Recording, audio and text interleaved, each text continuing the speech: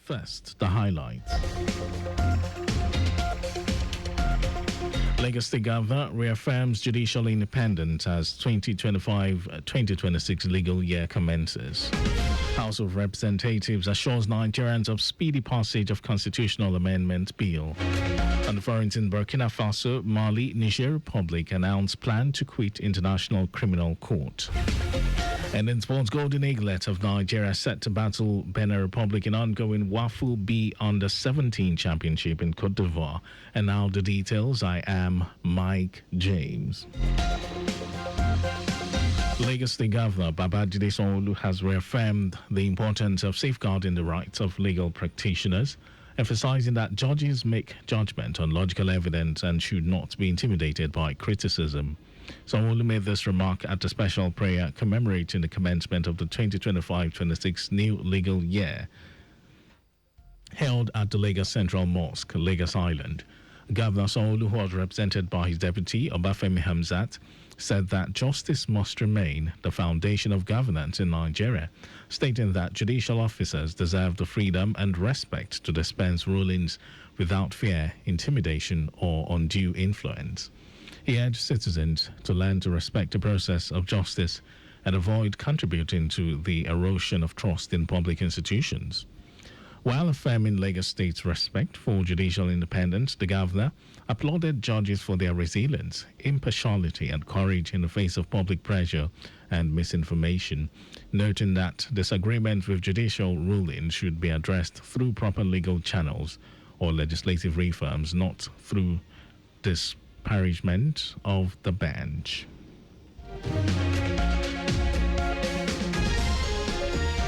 The Lagos State government has engaged stakeholders of the Computer Village Ikeja on the proposed relocation of the market to the ICT and Business Park, Katangwa Agbado Okiodo. Permanent Secretary, Office of Urban Development, Gola Oki, who spoke during the meeting at the Market Square, Otigba Street, Ikeja, said that the meeting was at the behest of the Governor of Lagos State, Babajide Sanwo-Olu, who directed that there should be an inclusive process in which beneficiaries play an active role in the ongoing relocation efforts. Oki said the administration of Governor Babajide Sanwo-Olu is committed to speedy completion of the relocation exercise as it is expediting action on the construction of the ultra-modern ICT and business park and its complementary facilities such as hotels, banking hall, recreation center, car parks, fire station, police post, and access roads, among others. He said moving the ICT business from Ikeja, whose original residential status had been bastardized by the organic growth of business activities, to the purpose-built ICT and business park, Katangwa, would offer a win-win situation to both the government and traders, especially in the areas of business optimization and a serene environment. Oki urged stakeholders of the Computer Village to embrace the good gestures of the Lagos State government and cooperate fully to facilitate speedy and seamless movement to the designated site to take maximum advantage of opportunities therein.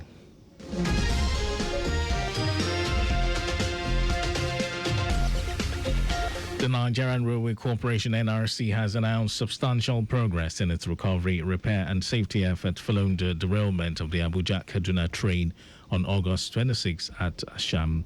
The corporation confirmed that its team of engineers had successfully derailed and recovered all coaches and locomotives involved in the incident and have been moved to designated workshops for comprehensive assessment and further technical work. Managing Director, NRC Kayode Okpefa, said its team of engineers has successfully repaired the main line to a level that allows safe resumption for operations, stressing that the train services will recommence with simultaneous work on the secondary track. He emphasized that the resumption of operations will only take place after all necessary technical inspections, tests, and certifications are concluded, reaffirming its determination to restore public confidence in rail services. And now to the rest of the stories. Speaker of the House of Representatives, Tajuddin Abbas, has assured Nigerians of the speedy passage of the constitutional amendment bill. He gave the assurance in Abuja at the National Public Hearing on the review of the 1999 Constitution. Abbas stated that the Green Chamber will do everything possible to successfully amend the 1999 Constitution after failed attempts by previous assemblies. The Speaker commended Nigerians for coming out to ensure that their voice were heard. According to him, the process would have a positive impact on all sectors of society. The federal government, through its Revenue Mobilization Allocation and Fiscal Commission, has embarked on the verification of disputed and newly drilled oil and gas fields in the Niger Delta region. Ramafac chairman Mohammed Shehu stated that the verification was necessary following various petitions from states. Shehu said the Ramafac, in collaboration with the sister agencies, had inaugurated the Interagency Technical Committee to identify the locations of crude oil and gas fields and wells within the disputed areas. He said the committee will extend its activities to Delta, Akwa Ibom, Bayelsa, Ondo, Edo, and Rivers states, where it will rigorously assess and respond to the various complaints and petitions submitted by these states.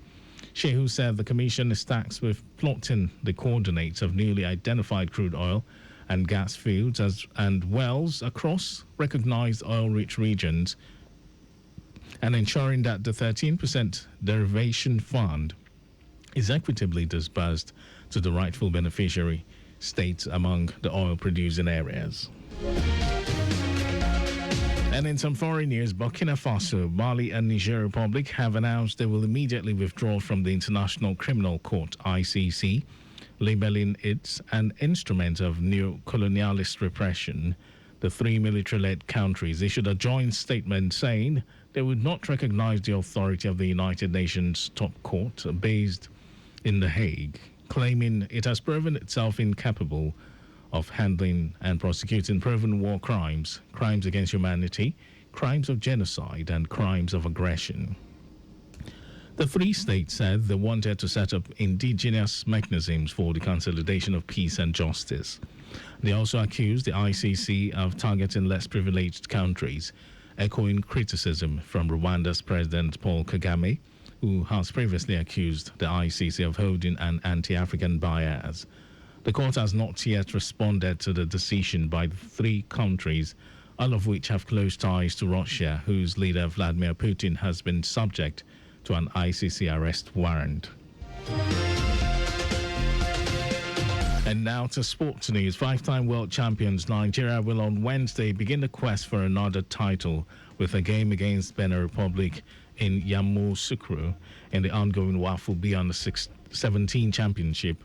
The competition in the Ivorian city is a qualifying tournament for next year's Africa Under-17 Cup of Nations, at which Africa's flag bearers to the 2026 FIFA Under-17 World Cup Finals in Qatar will be decided.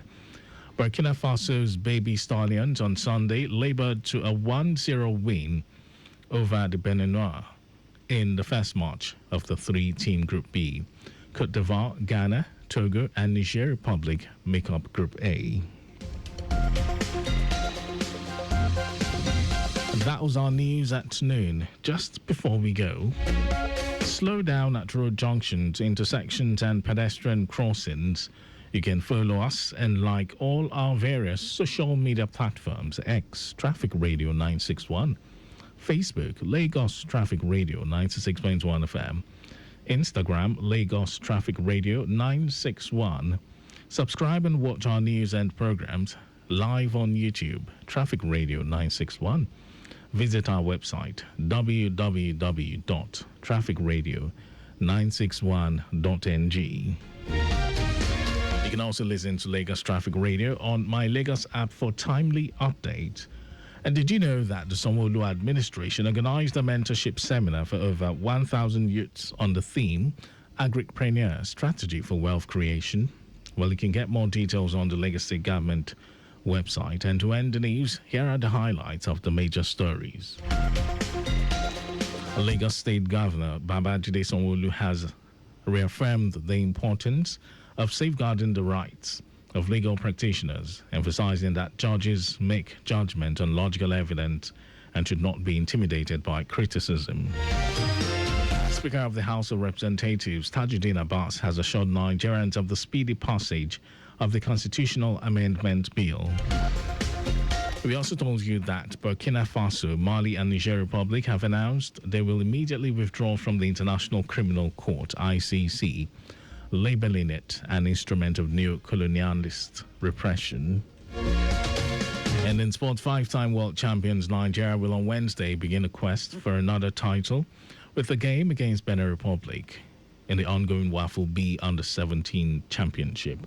And for contacts with the newsroom, send a message to info@trafficradio961.ng. That ends the news broadcast. It was compiled by Abiola Fagbalagun. Thank you, Lagos, for listening. My name is Mike James. Beautiful afternoon to you.